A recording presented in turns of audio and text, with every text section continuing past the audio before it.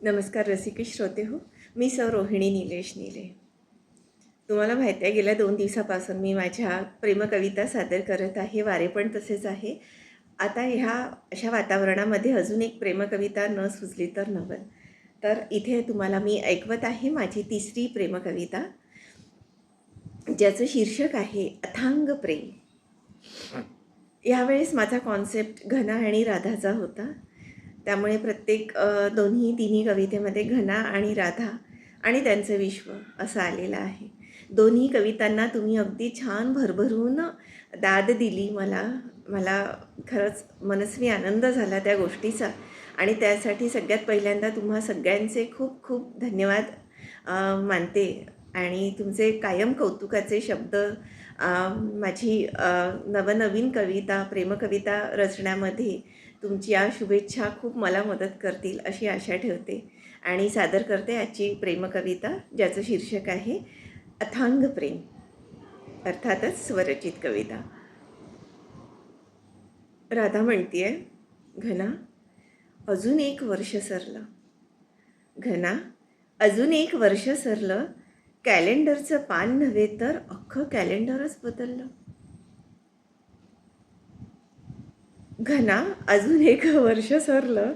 कॅलेंडरचं पान नव्हे तर अख्खं कॅलेंडरच बदललं. पण तुझं माझं नातं कसं, पण तुझं माझं नातं कसं खोल खोल मुरत गेलं.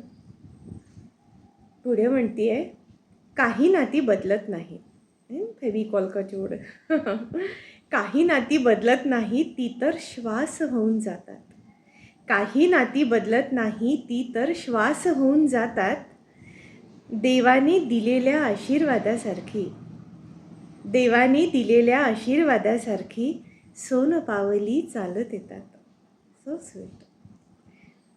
गोड क्षणांच्या आठवणींचा सोनचाफा, गोड क्षणांच्या आठवणींचा सोनचाफा काळजात घर करून राहतो.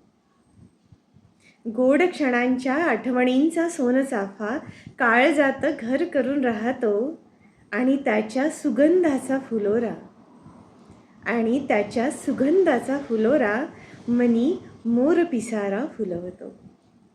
जगतो ना आपण किती छान. म्हणजे आजचा दिवस जेव्हा आपण झोपतो, त्या झोपण्याच्या अगोदर जेव्हा आपण दिवस पाहतो की आज काय होतं, what is the spark of the day, असं असलं की त्या आजच्या दिवसातल्या ज्या घडामोडी असतात त्या रात्री आठवणी होतात ना.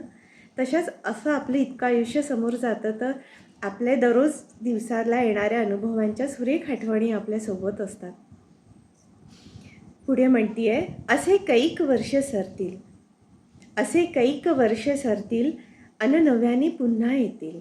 काळ थांबलाय का कशासाठी आणि कोणासाठी? म्हणून ती म्हणते की असे कैक वर्षे सरतील अन नव्याने पुन्हा येतील. असे कैक वर्षे सरतील अन नव्याने पुन्हा येतील.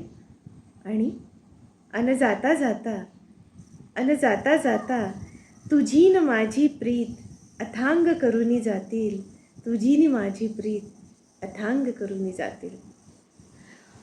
तर अशी होती रसिक श्रोते हो घना आणि राधाची कहाणी तुमच्यासमोर सादर केली.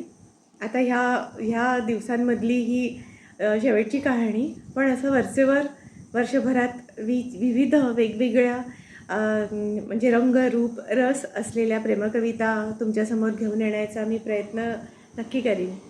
तुमचा कायम सपोर्ट मला आहेच, असाच असू द्या ही आशा करत तुमचा नमस्कार घेते.